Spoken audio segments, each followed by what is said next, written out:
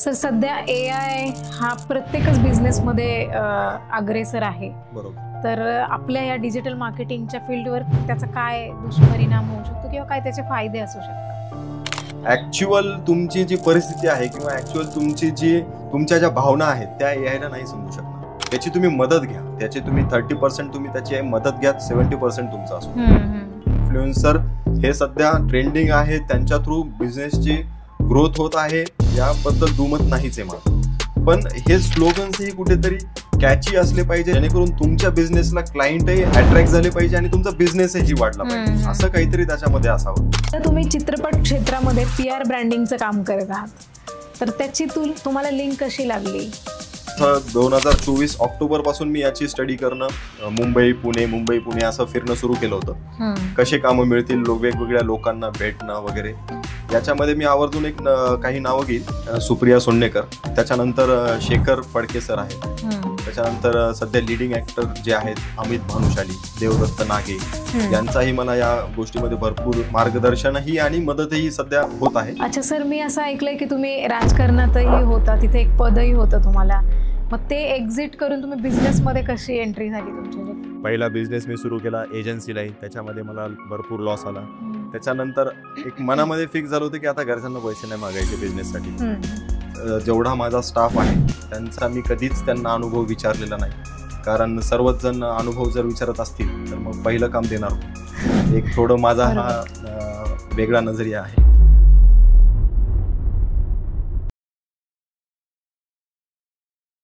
नमस्कार मित्रांनो, grow Motion podcast सिरीजमध्ये आपलं स्वागत आहे. आज आपल्या सोबत आहेत तुषार मनोजराव चोभारकर सर, ज्यांनी मराठवाड्यातील परभणीसारख्या ग्रामीण भागातून आपली जर्नीची सुरुवात केली. ज्यांनी digital marketing, real estate, movie promotions, bank loans अशा विविध क्षेत्रात काम केलेलं आहे आणि जे आत्ताही मोठमोठ्या कंपनीज, हाँगकाँगमधील डायमंडसारख्या कंपनीजलाही ते आपली सर्व्हिस प्रोव्हाइड करतात. तर ऐकूया अशा तरुण उद्योजकाचा प्रवास. Welcome to Grow Motion podcast sir. Thank you. Yashaswini ग्रुपची सुरुवात कशी झाली? तसं सुरुवातीच्या काही दिवसांमध्ये, म्हणजे सांगायला गेलं तर माझं कॉलेज झाल्यानंतर 2013च्या नंतर मी सोशल मीडिया वगैरे असे काही ब्रँडिंगचे वर्किंग करायचो. त्याच्यानंतर सोशल मीडिया काही लोकांसाठी मी मोफत हँडलिंग करत असायचो. ओके. आणि त्याच्यानंतर 2017च्या दरम्यान मला असं थोडंसं रिअलाइज झालं की आपण जे हँडलिंग करत आहोत ही सध्या काळाची गरज आहे, जसं की डिजिटल मार्केटिंग वगैरे ह्या सगळ्या गोष्टी, आणि हे कुठेतरी आपण एका जागेवर आणलं पाहिजे. जसं की प्रत्येक प्रकारच्या मार्केटिंग आहेत, ज्याच्यामध्ये सोशल मीडिया असेल, कॉलिंग असेल, व्हॉट्सअप, व्हॉट एव्हर ज्या काही असतील. आणि त्याच्यानंतर असं ठरवलं की आपण हे एक आपलं स्वतःचं ऑफिस असावं, जिथून आपण लोकांनाही रोजगार देऊ शकू, त्याच्या अगोदर स्वतःसाठीही रोजगार आपण तयार करू शकू. आणि या पद्धतीने मी यशस्विनी ग्रुप स्थापन करण्यासाठी प्रयत्न मी करत गेलो आणि सध्या आता सुरू आहे. ओके. साधारण किती वर्ष झाले आपल्याला?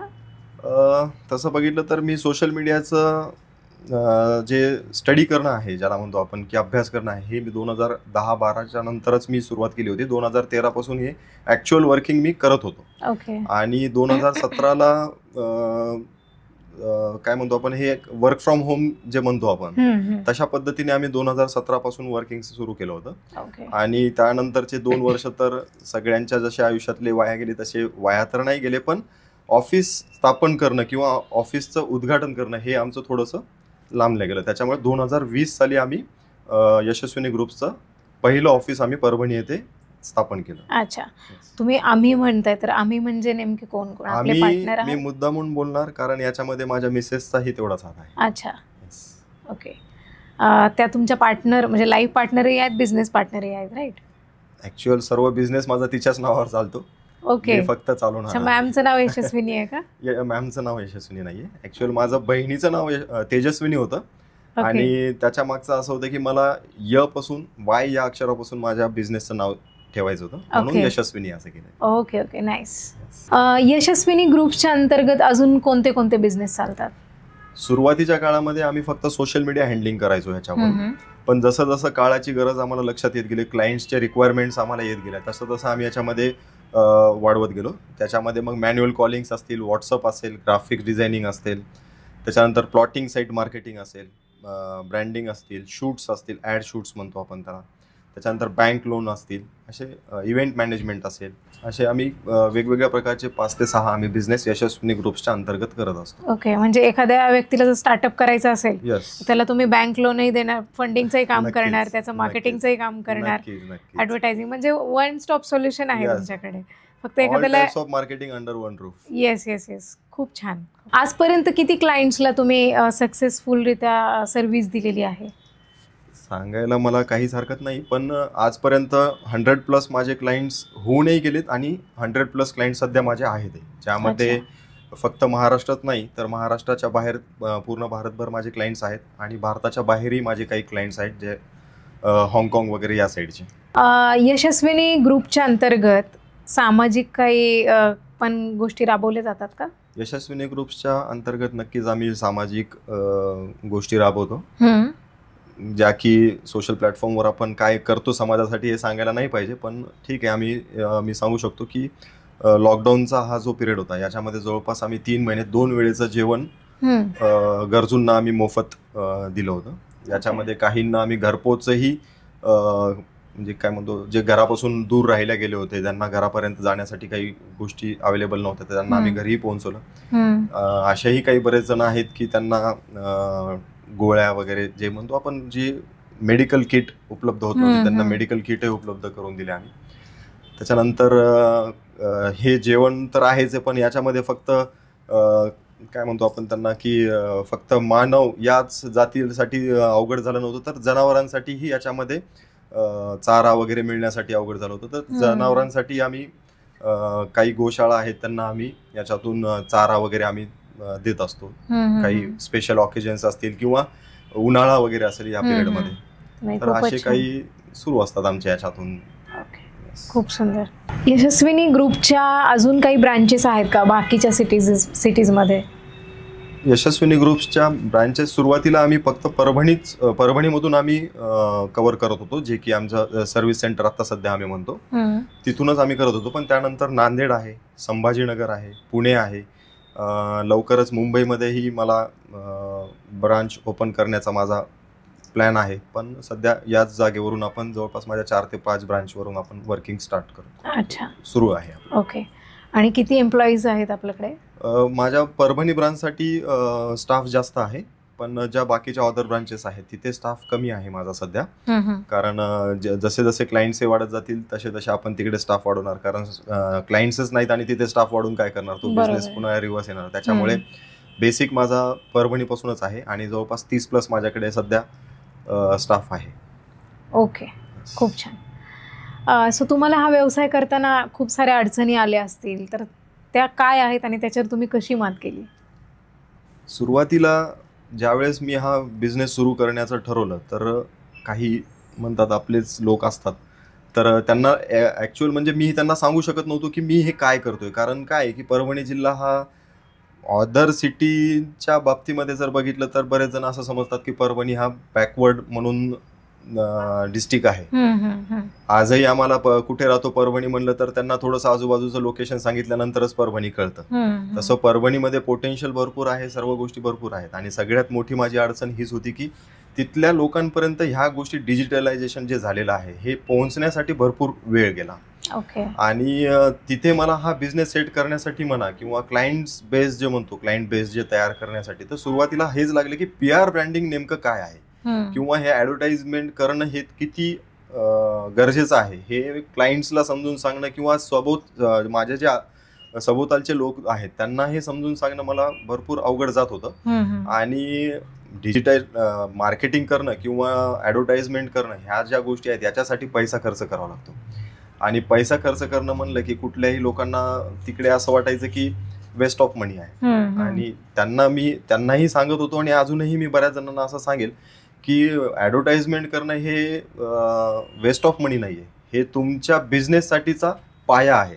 तुमच्या बिझनेसचा जर पाया मजबूत असेल, तो जर व्यवस्थित लोकांपर्यंत हॅमर झाला असेल, लोकांपर्यंत पोहोचला असेल, तर तुम्हाला तुमचा बिझनेस मोठं होण्यापासून कोणीच तुम्हाला थांबवू शकणार नाही. याच्यामध्ये अजून सांगायचं झालं तर आजही माझे जे फॅमिली मेंबर्स आहेत त्यांना जर कोणी विचारलं की तुषार काय करतो, तर ते आजही म्हणजे त्यांना एक्सप्लेन नाही करू शकत की तुषार PR ब्रँडिंग करतो, किंवा ते आजही सांगतात की जाहिरातीचं काहीतरी करतो, एवढंच तो माझे घरचे त्यांना सांगतात. पण आता त्यांना काहीतरी रिअलाइज म्हणता येणार नाही, त्यांना आता कळतंय की तुषार काय करतो, तर त्याच्याकडे वेगवेगळ्या कंपनीजचे कामं आहेत, सोशल मीडियाचे काहीतरी काम करतो, मूवीमध्ये काहीतरी PR ब्रँडिंगचे कामं असतात, असं तो करतो. आणि सगळ्यात मोठी अडचण म्हणजे माझी हीच होती.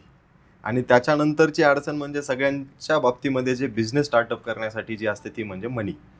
माझं एक तत्व असं होतं की मला बिझनेस तर स्टार्ट करायचा आहे, पण तो कसा करायचा आहे, तर ते स्वतः सुरू करायचं आहे. त्याच्याही मागचं काही रिझन्स आहेत.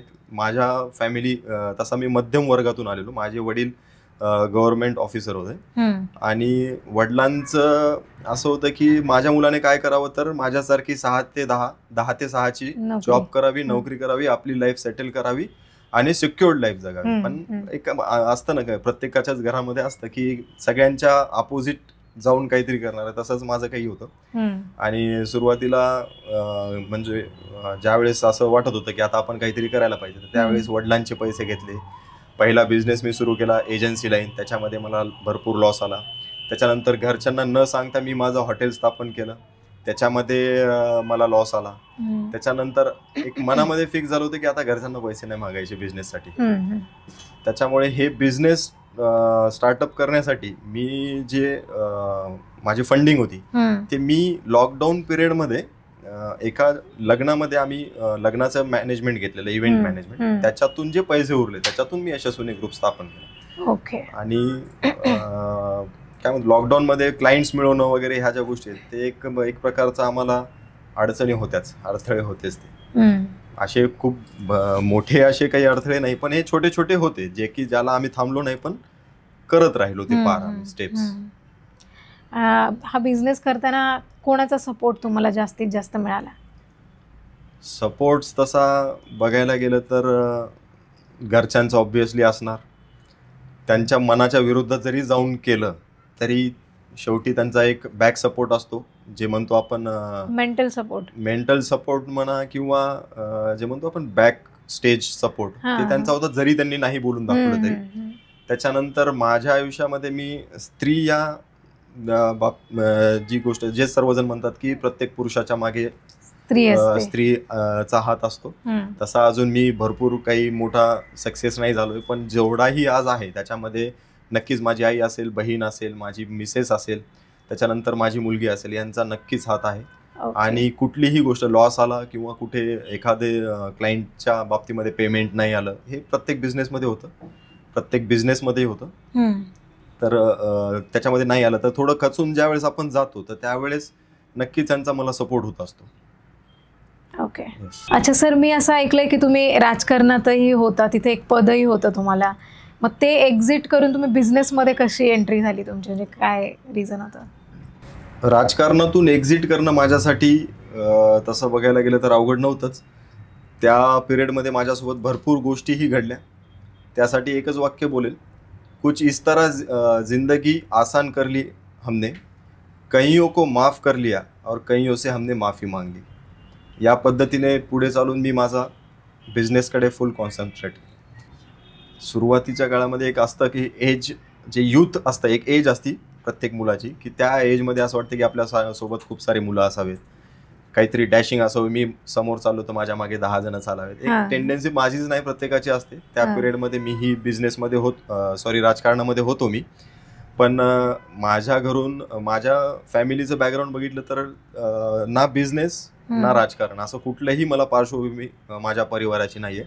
त्याच्यामुळे नक्कीच मला घरच्यांपासूनही थोडासा अपोज होताच राजकारणामध्ये जाणं या गोष्टीपासून. कारण सध्याचं राजकारण बघितलं तर म्हणजे त्यावर जास्त बोलणं योग्य नाही. पण त्यातूनही, राजकारणातूनही बाहेर पडणं माझ्यासाठी मला भरपूर अवघड होतं.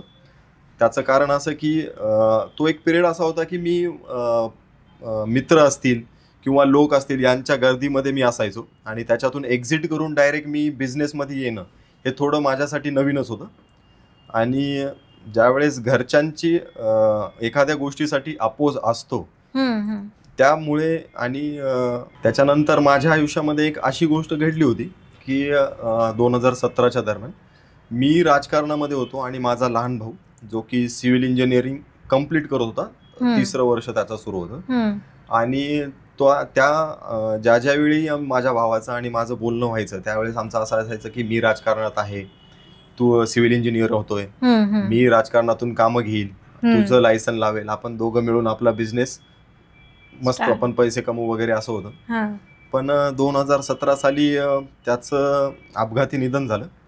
आणि हे जे आमचं सगळं म्हणजे माझं त्याचं जे स्वप्न होतं, म्हणजे ती जी प्लॅनिंग होती, ह्या सर्वच गोष्टीला आमच्या फुल स्टॉप लागला. आणि नंतर तिथून मग काहीतरी आता वेगळं करावंच लागणार होतं मला. त्याच्यामुळे काय करायचं याच्यावर तिथून मग पुन्हा नंतर सुरुवात झाली की आता काहीतरी वेगळं करायचंय. मग नंतर सोशल मीडिया वगैरे त्यावेळेस चांगलंच ट्रेंडिंग म्हणा किंवा काळाची गरज सुरू होती. मग ही काळाची गरज आम्ही लक्षात घेऊन नंतर आम्ही यशस्विनी ग्रुप्सच्या अंतर्गत आम्ही हे सोशल मीडिया हँडलिंग किंवा डिजिटल मार्केटिंग, डिजिटल ॲडव्हर्टाइजमेंट्स ह्या गोष्टी करण्यासाठी मी त्याच्यावर स्टडी करण्यासाठी सुरुवात केली.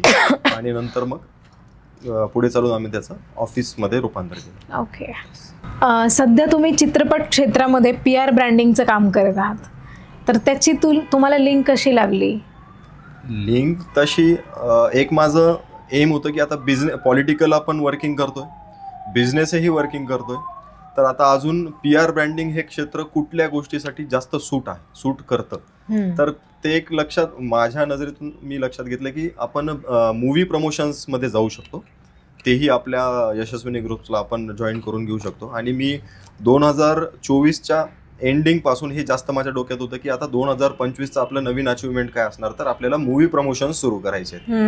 तसं 2024 ऑक्टोबर पासून मी याची स्टडी करणं, मुंबई पुणे असं फिरणं सुरू केलं होतं. कसे कामं मिळतील, वेगवेगळ्या लोकांना भेटणं वगैरे. याच्यामध्ये मी आवर्जून काही नावं घेईल की जी स्वतः सध्या काही ब्रँडसाठी लिडिंग ॲक्ट्रेस आहे, तिने भरपूर सॉंग्स वगैरे केली आहे, माझी जुनी फ्रेंड आहे सुप्रिया सोंडेकर. त्याच्यानंतर शेखर फडके सर आहेत. त्याच्यानंतर सध्या लिडिंग ॲक्टर जे आहेत अमित भानुशाली, देवदत्त नागे, यांचाही मला या गोष्टीमध्ये भरपूर मार्गदर्शनही आणि मदतही सध्या होत आहे. आणि खूप काही असं मला हे सर्वजण माझ्या पाठीशी उभे असल्यामुळे मला याच्यामध्ये खूप काही स्ट्रगल लोकांसारखं तरी करावं लागलं नाही. स्ट्रगल केलं, पण असं खूप मोठं स्ट्रगल केलं असं काही नाही. जेमतेम माझं वर्षभराचं आतापर्यंत स्ट्रगल असेल, पण कामं मला आता मिळणं तिकडे सुरू झालं आहे. आणि या पद्धतीने आता माझ्याकडे काही म्युझिक स्टुडिओ असतील, काही ॲक्टर असतील, काही ॲक्ट्रेस असतील, काही मूवी प्रमोशन्स असतील, याचे आम्ही आता सध्या PR ब्रँडिंगचे वर्किंग आमचे सुरू आहेत. आता ओके. भविष्यातही एक स्वप्न आहे माझं की जे मूवीची आपण जी लिस्ट बघतो की supporting team, advertising team, promotion team, याच्यामध्ये कुठेतरी यशस्विनी ग्रुप्सचा लोगो दिसावा किंवा यशस्विनी ग्रुप्सचं नाव यावं, जेणेकरून हे परभणीचा यशस्विनी ग्रुप्स आहे. परभणीचं तर प्रॉपर आहेच आहे, ज्याच्यातून परभणीचं मला नाव तर मोठं करायचंच आहे माझ्यासहित, पण हे नाव मला त्या लिस्टमध्ये बघायचं आहे, हे माझं स्वप्न आहे. येस, नक्कीच. तुम्हाला ग्रो मोशन कडून नक्की पुढच्या वाटचालीसाठी शुभेच्छा. नक्कीच, थँक्यू. सो सर, सध्याची नवीन पिढी आहे, तर ती पण डिजिटल मार्केटिंग आणि या सगळ्या बिझनेसमध्ये येऊ इच्छित आहे, तर त्यांच्यासाठी तुम्ही काय सजेशन्स द्याल? त्यांच्यासाठी माझं सजेशन एकच असेल की प्रत्येक गोष्टीमध्ये तुम्हाला यश मिळेल असं नाही. माझे लॉस, जसे की मी सुरुवातीला सांगितलं की मला सुरुवातीच्या 2-3 माझ्या बिझनेसमध्ये मला लॉस आला, तरीही नंतर मी त्याच्यामधून माझ्या सपोर्टर्स जे माझ्या बॅकबोन माझे आहेत त्यांच्या सपोर्ट्सवर, स्वतःच्या जिद्दीवर मी आज इथपर्यंत आहेच आहे. दुसरी गोष्ट, न्यू कमर्सला मी अजून एक सांगेल की तुम्ही बिझनेस कुठला टाकताय किंवा कुठला स्टार्टअप करताय, याच्यामध्ये भरपूर जणांचं एक सध्याच्या अनुभवावरून मला असं लक्षात येतं की ते स्लोगन्स वगैरे ज्या वापरतात त्याच्यामध्ये थोडंसं त्यांनी विचारपूर्वक टाकायला पाहिजे. एक रिसेंटली मी आता एका बिझनेसचं मी स्लोगन रीड केलं होतं. त्यांनी त्याच्यामध्ये त्यांचं स्लोगन असं घेतलं की stop advertising, start influencer marketing. बरोबर. तर माझ्या नजरेतून मी असं बघतो या गोष्टीकडे की तुम्ही इन्फ्लुएन्सर मार्केटिंग करताय, बरोबर, तर तीही तुम्ही ॲडव्हर्टाइजमेंटचाच भाग आहे. त्याच्यामुळे ज्यावेळेस आपण एखाद्या क्लायंटला कन्व्हिन्स करतो, त्याला जर त्या गोष्टीमधलं ज्ञान असेल तर तो तुम्हाला हा क्वेश्चन विचारणारच की तू influencer marketing in the sense की तुम्ही ऍडव्हर्टाइजमेंटच करणार आहात ना. ऍडव्हर्टाइजमेंट या गोष्टीचा तो एक भाग आहे इन्फ्लुएन्सर मार्केटिंग. इन्फ्लुएन्सर हे सध्या ट्रेंडिंग आहे, त्यांच्या थ्रू बिझनेसची ग्रोथ होत आहे, याबद्दल दुमत नाहीच आहे माझं. पण हे स्लोगन्सही कुठेतरी कॅची असले पाहिजे, जेणेकरून तुमच्या बिझनेसला क्लायंटही अट्रॅक्ट झाले पाहिजे आणि तुमचा बिझनेसही वाढला पाहिजे, असं काहीतरी त्याच्यामध्ये असावं. दुसरी गोष्ट असं की प्रत्येक वेळेस प्रत्येक वर्षी तुम्हाला प्रॉफिटच होईल असं नाही. बऱ्याच वेळेस माझ्याही बाबतीत हे होतं की तुम्हाला जे तुमचा स्टाफ आहे त्यांच्या घरून म्हणजे आपल्या खिशातून त्यांच्या पेमेंट्स करावं लागतात. बऱ्याच वेळेस मार्केट स्लो फास्ट होतं, त्याच्यातून तुम्हाला पेमेंट्स क्लायंटचे येत नाहीत, लॉसही भरपूर येतो. माझ्या मध्यंतरीच्या काळामध्ये मला लॉस भरपूर आला. काही क्लायंट्सचे स्टार्टअप जे त्यांनी सुरू केलेले ते स्टॉप झाले, त्याच्यामुळे ऑब्व्हियसली त्यांनी माझं पेमेंट थकवलं. त्याच्यामुळे हे कन्सिडर करूनच तुम्हाला चालावं लागणार की कुठलाही बिझनेस तुम्हाला स्टार्टअप करायचं तर सुरुवातीला एकतर स्वतःचं भांडवल असणं आणि सेकंड थिंग म्हणजे लॉस, त्याच्यानंतर तुमचं प्रॉफिट तुम्ही त्याच्यातून काढू शकता. आणि नवीन पिढीला हे सांगेल की तुम्ही सोशल मीडिया वापरा, नाही वापरू नका असं मी म्हणणारच नाही, कारण सोशल मीडियाचं जग आहे, डिजिटलायझेशनचं जग आहे, त्याच्यामुळे सोशल मीडिया वापरा, पण त्याचा योग्य वापर करा. त्याच्यातून तुम्हाला इन्कम कसं होईल, त्याच्यातून नवीन काय तुम्हाला शिकता येईल, नवीन त्याच्यातून तुम्हाला इन्कम सोर्स काय तयार करता येईल हे त्याच्यातून शिका. बरोबर. सर, हा बिझनेस करताना तुम्हाला काही वाईट अनुभव पण आलाच असेल, नक्कीच सगळ्यांनाच येतो, तर तुमचा काय असा वाईट अनुभव होता? वाईट अनुभव म्हणून असं वेगळं कुठल्या क्लायंट सोबत वगैरे असं काही झालं नाहीये, पण वाईट बऱ्याच गोष्टींचं वाटतं. ज्याच्यामध्ये आता माझी मुलगी 1.5 वर्षाची आहे. गेल्या 1 वर्षापासून मी मुंबई पुणे असं फिरतोय कामाच्या शोधामध्ये. तिच्यापासून मला 10 दिवस 15 दिवस दूर राहावं लागतं, फॅमिलीपासून दूर राहावं लागतं. बऱ्याच वेळेस आईची तब्येत ठीक नसते, वडिलांची तब्येत ठीक नसते. बऱ्याच वेळेस असं झालंय की लहान मुलगी आहे माझी, तिचीही तब्येत बरी नसते, पण मी इकडे असल्यामुळे म्हणजे होतं थोडंसं भावनिक इमोशनली होतं, पण त्या गोष्टी थोड्याशा मला सध्या स्ट्रगल करावंच लागणार आहेत, कारण या गोष्टी मी आज स्ट्रगल केलं तर मी तिचं भविष्य मी पुढे बघू शकणार आहे. बिझनेसच्या बाबतीमध्ये इमोशनल पॉइंट जर सांगायचा झाला किंवा इमोशनल माझा एक अनुभव सांगायचा झाला तर आम्ही मध्यंतरी एक मसाल्याच्या कंपनीचं एक काम घेतलं होतं. त्यांचं पूर्ण आम्ही 1 वर्षाचं कॅम्पेन रन केलं. सगळं ज्या पद्धतीनं त्यांनी आम्हाला मार्केटिंग करायला सांगितली होती ते आम्ही त्याच पद्धतीने केली. आमचा कुठलंच त्या समोरचा क्लायंट जो होता तो सर या पद्धतीनं आपण मार्केटिंग करूया हे पॉईंट्स त्यांना पटतच नव्हते. त्यांनी त्यांच्याच पद्धतीनं आम्हाला मार्केटिंग करण्यासाठी सांगत होते, जे की त्यांना अनुभव नक्कीच हॅमर झाल्यानंतर, मार्केटिंग झाल्यानंतर त्या प्रोडक्टला त्या बिझनेसला फायदा होतोच, पण तो क्लायंट कधीच एक्सेप्ट करत नाही. आणि या क्लायंटच्या बाबतीत असं झालं की त्यांनी आमचं पेमेंट जवळपास अर्ध्याच्या वर पेमेंट आम्हाला दिलंच नाही. त्याच्यामध्ये त्यांनी सुरुवातीला कॉल रिसिव्ह करणं बंद केले. त्याच्यानंतर ज्या वेळेस बोलणं आमचं व्हायचं त्यावेळेस त्यांनी आम्हाला म्हणजे एक अरेरावी भाषा वापरायची की तुमचं काम झालंच नाही. याच्यातलाच एक इमोशनल पॉइंट असा सांगायचा झालं तर माझाच एक यशस्विनीचा फॅमिली मेंबरच म्हणेल, स्टाफ म्हणणार नाही मी, की तो त्या मसाल्याच्या कंपनीसाठी जो मार्केटिंग करण्यासाठी डोर टू डोर फिरत होता, त्याचं रिसेंटली आता निधन झालं. आणि त्याचीच पेमेंट त्या मसाल्याच्या कंपनीतून पेमेंट न आल्यामुळे माझ्याकडून थांबवल्या गेली होती. कारण मला क्लायंट कडून पेमेंट आलं नाहीये तर मी इकडे पेमेंटच करू शकत नव्हतो आणि अमाऊंट भरपूर मोठी होती, ती शेवटी मला पेड करावीच लागली त्याला.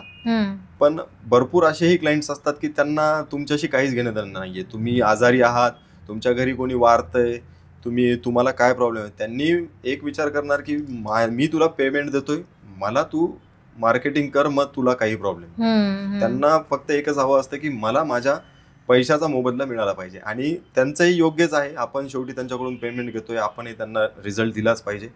आणि माझंही हेच आहे की कुठल्याही क्लायंटचं ज्यावेळेस आपण काम घेतो त्यांना रिझल्ट मिळावा, त्यांच्या बिझनेसला ग्रोथ मिळावी, तर त्यांचा बिझनेस एक्सपांड झाला तर आपण एक्सपांड होणार, त्याच्याशिवाय नाहीच. तर छोटे काही आणि असेच माझे अनुभव होते असा मोठा कुठला याच्यामध्ये अनुभव नाहीये माझा. ओके सर, सध्या AI हा प्रत्येकच बिझनेसमध्ये अग्रेसर आहे. बरोबर. तर आपल्या या डिजिटल मार्केटिंगच्या फील्डवर त्याचा काय दुष्परिणाम होऊ शकतो किंवा काय त्याचे फायदे असू शकतात? याच्यामध्ये AI किंवा नवीन आता ज्या काय म्हणतो डिजिटलायझेशन होत आहे, याचा फायदाही आहे आणि तोटाही आहे. फायदा असा आहे की भरपूर ज्या गोष्टी आपल्याला माहीत नाही आहेत, आता तुम्ही बघितलं असेल काही ॲप असे आहेत की त्याच्यामध्ये आपण त्याला फक्त विचारलं की हे कसं तयार करायचं, तर ते तुम्हाला पूर्ण त्याची स्क्रिप्टच पाठवणार. बरोबर. पण याच्यातून तोटा जो बोललो मी, जे लॉस बनतोय ते त्याच्यामधून असं होतं की काही ॲप असे आहेत की त्याच्यामधून तुम्ही रोजगार कमी करताय.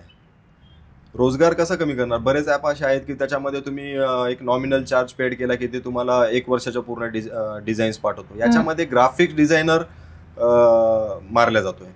बरोबर. आणि म्हणतो बऱ्याच असे काही गोष्टी असतात किंवा कुठले सेक्टर असे असतात की त्याच्यामध्ये जिथे मशिनरी वर्किंग करायला लागल्या तिथं रोजगार कमी होऊन जातो. मग लोकांना तुम्ही जॉब कसे ऑफर करणार किंवा लोकांनी जॉब कसे करायचे? जर मशिनरीज किंवा हे ॲपच जर सगळे ऑपरेटिंग करत असेल तर मग आपल्यासारख्यांनी काय करायचं त्याच्यामध्ये? तर हे 2 गोष्टी त्याच्यामध्ये होऊ शकतात. फायदा तर आहेच आहे, पण तोटा या पद्धतीनं होऊ शकतो त्याच्यामध्ये. पण आता जे नवीन जे पिढी आहे, ज्यांना या क्रिएटिव्ह फील्डमध्ये यायचं आहे, स्क्रिप्ट रायटर आहेत किंवा डिझायनर्स आहेत, एडिटर्स आहेत, बरोबर, तर त्यांनी काय केलं पाहिजे? म्हणजे AI ला कॉम्पीट कसं केलं पाहिजे? तुम्ही नक्कीच AI ची तुम्ही मदत घ्या, पण तुमचा जो कॉन्टेंट आहे तो स्वतःचा असू द्या. मला असं वाटतं त्याची मदत तुम्ही घ्या की मला हे जसं की असं फॉर एक्झाम्पल की XYZ मला बिझनेस स्टार्टअप करायचा आहे आणि मी या गोष्टीसाठी कुठल्या कुठल्या गोष्टी केल्या पाहिजे. ऍक्च्युअल तुमची जी परिस्थिती आहे किंवा ऍक्च्युअल तुमच्या ज्या भावना आहेत त्या AI ला नाही समजू शकणार. त्याला तुम्ही जेवढं विचाराल तेवढेच त्याचे तो तुम्हाला उत्तर देईल. बरोबर.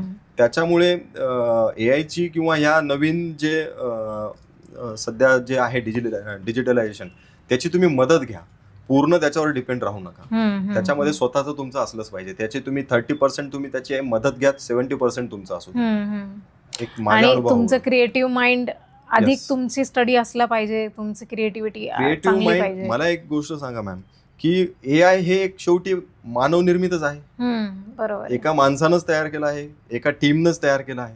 त्याच्यामुळे क्रिएटिव्हनेस जे आहे हे तुमचं स्वतःच आहे, ऍपचं नाहीये. बरोबर. जेवढं तुम्ही त्याला सांगितलं ते तेवढंच करणार आहे, पण त्याच्या पुढेही जाऊन जर करायचं असेल तर ते तुम्हाला स्वतःच पर्सनली करावं लागणार किंवा स्वतःच असलं पाहिजे. बरोबर. सो सर, तुम्ही सांगितलं की इव्हेंट मॅनेजमेंटही तुम्ही करता. हो. तर कुठले इव्हेंट किंवा सेलिब्रिटी इव्हेंट तुम्ही केलेले आहेत? याच्यामध्ये सगळ्यात सुरुवातीचा माझा इव्हेंट होता एक आम्ही नाटक जे म्हणतो आपण, संकर्षण कराडे यांचं ते नाटक होतं. हे आम्ही तिकीट शो असतो ते एक नाटक केलं होतं. त्याच्यानंतर गौतमी पाटील यांचा आम्ही लाईव्ह शो आम्ही परभणीमध्ये एक ऑर्गनायझर होते त्यांनी ऑर्गनाईज केला होता आणि यशस्विनी ग्रुप्सने पूर्ण मॅनेजमेंट वगैरे आम्ही बघितली होती. त्याच्यानंतर शिवायन महानाट्य आहे. काही मूवी प्रमोशन्स आम्ही केले आहेत. काही आता प्रोजेक्ट्स आमचे अजून अपकमिंग आहेत मूवी प्रमोशन्सचे सुद्धा. याच्यामध्ये जसं थोड्या वेळापूर्वी मी बोललो की प्रत्येक गोष्टीमध्ये प्रॉफिटच होईल असं नाही, लॉसही भरपूर गोष्टींचा होत असतो जो तुम्ही कन्सिडर केलेला नसतो. तसंच काही या बाबतीत इव्हेंटच्या बाबतीतही माझ्या सोबत घडलं होतं. सुरुवातीचा आम्ही जे गौतमी पाटील यांचा कार्यक्रम केला होता, कार्यक्रम एकदम उत्तम रीत्याने सुरू होता, पण काही म्हणतो आपण काही एक माइंडसेट करून आलेले लोक असतात किंवा काही गोष्टी अशा घडत होत्या तिथेही जसं इकडे गाणं प्ले होत होतं तसं तिकडे धिंगाणं सुरू होत होतं म्हणजे गर्दीमध्ये. आणि या गर्दीमध्ये असं झालं की माझ्या जवळपास 1,500 खुर्च्या तुटल्या. आणि आपलं कसं आता इव्हेंट घेतो आपण त्यावेळेस हा लॉस आपण कन्सिडर बऱ्याच वेळेस केलेला नसतो आपण, कारण पोलिसांचा फौजफाटा तिथं होता, बाउन्सर्स लोक होते आणि असं वाटत नव्हतं की धिंगाणा वगैरे असं काही होईल, पण हा तिथे धिंगाणा झाला आणि तिथेही भरपूर माझा लॉस झाला. त्याच्यानंतर शिवायन महानाट्य मी आत्ता छत्रपती शिवाजी महाराजांचं मी त्यांच्या एक 350व्या राज्याभिषेक वर्षानिमित्त आम्ही आता परभणीला केलं होतं आणि काही अजून दुसऱ्या सिटीमध्येही आम्ही केले. त्याच्यामध्येही तोही तिकीट शो होता. एक डोक्यामध्ये एक आम्ही असं सेट केलं होतं की छत्रपती शिवाजी महाराजांचा कार्यक्रम आहे आणि ट्रेंड म्हणता येणार नाही, सर्वांचा आराध्य दैवत आहे, त्याच्यामुळे तो ट्रेंड त्याला म्हणू शकत नाही आपण. आणि हे एक नवीन पिढीसाठी किंवा शाळकरी मुलं म्हणा किंवा युथ म्हणा यांच्यासाठी ते फायदेशीर होऊ शकतं आणि त्याच्यातून इतिहास लोकांना समजू शकतो बऱ्यापैकी. अजून जे की आपण फक्त आजपर्यंत वाचत होतो ते आज डोळ्यासमोर त्यांना दिसणार होता. पण ज्या लेवलला आम्ही विचार केला होता की हा खूप हाय लेवल कार्यक्रम चालेल, पण तेवढा काही तो चालला नाही. जवळपास आमचा 50 लाख रुपयाचा आम्ही त्याला बजेट आम्ही इन्व्हेस्ट केलं होतं आणि 50% आम्हाला त्याच्यामध्ये लॉस आला. म्हणजे 25 ते 30 लाख रुपयांचा आम्हाला त्याच्यामध्ये लॉस आला. पण माझ्यासोबत जी आमची फायनान्सर टीम म्हणा किंवा स्पॉन्सर टीम असेल किंवा जे ऑर्गनायझिंग टीममध्ये मीही होतो, ही जी होती ही खचून नाही गेली. त्याच्यानंतरही आम्ही भरपूर काही छोटे मोठे आम्ही इव्हेंट्स करतच आहोत अजूनही आणि भविष्यातही आम्ही करणारच. सर, प्रत्येकाच्या आयुष्यात एक टर्निंग पॉइंट असतो, तर तुमच्या आयुष्यातला टर्निंग पॉइंट काय आहे? प्रत्येकाच्या आयुष्यामध्ये एक टर्निंग पॉइंट असतो.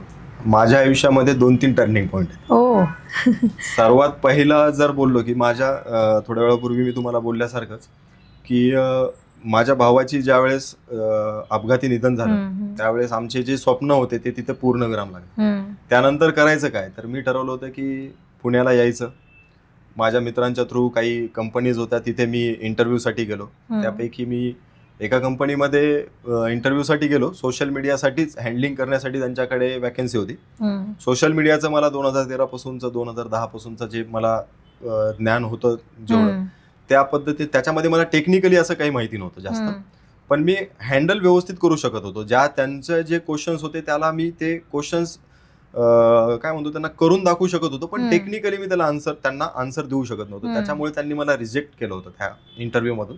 ती गोष्ट थोडी मनाला लागली होती की ही गोष्ट मला येते पण मी शब्दांमध्ये मांडू शकलो नाही. आणि भरपूर माझ्या लाईफमध्ये अशा गोष्टी आहेत की मी त्या शब्दांमध्ये मांडू शकत नाही. आणि मला सांगायला खरंच अभिमान वाटेल की आत्ता रिसेंट 1 वर्षाखालीच मला त्यांच्याकडून एक अपॉर्च्युनिटी अशी होती की तुम्ही आमच्या कंपनीचं सोशल मीडिया हँडल करा. म्हणजे ज्या कंपनीनं मला रिजेक्ट केलं होतं मी तुमच्याकडे कामाला येतो, सोशल मीडिया हँडल करतो, त्याच कंपनीचं काम माझ्याकडे येतंय की तुम्ही माझं कंपनीचं तुम्ही हँडल करता का. बघूया, त्यांचे अजून कॉन्ट्रॅक्ट संपलं नसेल त्याच्यामुळे अजून आमचं वर्कआउट झालं नाहीये, पण नक्कीच ते मी काम पुढे करेल. त्याच्यानंतर मी याच पिरियडमध्ये या पिरियडच्या नंतर एका FM स्टुडिओला मी जॉईन होतो. मी तिथेही तिथेही मला असाच एक टर्निंग पॉईंट असा होता की मी इव्हेंट मॅनेजमेंट ज्या पिरियडमध्ये त्यावेळेस करत होतो आणि असाच FMचं ज्यावेळेस मी हँडल करायचो तर त्याच पिरियडमध्ये मला एक इव्हेंट आला होता. तर त्या इव्हेंटच्या दरम्यान असं झालं की त्या इव्हेंटमध्ये माझ्याकडून जास्त इव्हेंटकडे कॉन्सन्ट्रेट झालं आणि FM कडे थोडंसं लक्ष माझं कमी झालं होतं. त्याच्यामुळे एक व्यक्तींचं मला बोलणं एवढं म्हणजे मनाला लागलं होतं की अक्षरशः मी त्यावेळेस जवळपास 8 ते 10 दिवसासाठी मी आजारीही पडलो होतो. पण ती गोष्ट खूप मनाला लागली होती आणि त्यावेळेस मी असं ठरवलं की आता काहीतरी माझं स्वतःचं पाहिजे. मला कोणासाठी कोणाच्या खाली काम नाही करायचे. अगोदरपासून मला वाटतच होतं की मला कोणाच्या खाली किंवा कोणाच्या अंतर्गत मला काम नाही करायचे, पण त्यावेळेस पासून जास्त मला स्वतःचं करण्याकडे मी जास्त लक्ष दिलं.